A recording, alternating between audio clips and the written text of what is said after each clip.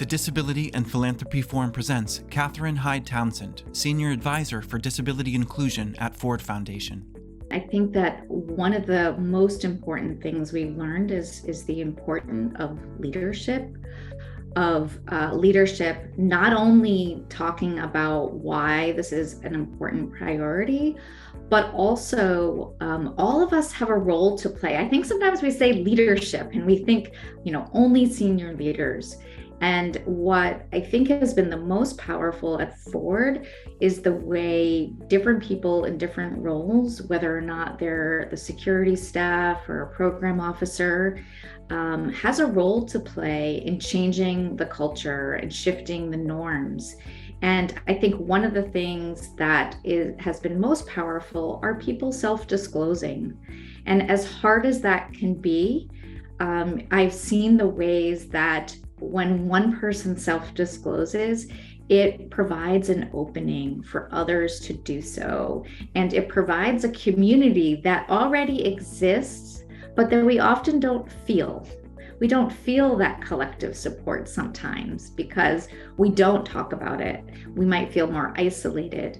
And I would just highly stress for you, over the course of my career, I have not always self-identified. And when I began doing so, I had many people say to me that they started identifying because I did. And I remembered being kind of shocked by this. I was like, really? And I think we sometimes underestimate our own power and the ways that vulnerability actually can be very powerful. The second lesson is much more practical, I suppose, and very philanthropy related, which is resource it. I often hear people say, oh, we're committed to disability. We care about this, we care about that. But I say that budgets are value documents. How does your budget actually demonstrate that commitment? And we do need specific money for disability, and disability is part of all of the social justice and human rights work that we do. And so there's ways that we can do both. And then I guess the third lesson is really what we're doing today, which is talk about it often and in many different ways. There is so much hesitation to speak about disability and providing opportunities for staff and yourself to meet different disabled people. If you meet one disabled person, you've met one disabled person.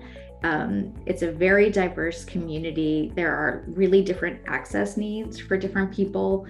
And it's just an incredible opportunity, I think, to better understand our human condition and really engage in the kind of political analysis that we need as philanthropic institutions to understand the ways that ableism links with other systematic forms of oppression, such as racism, patriarchy, etc.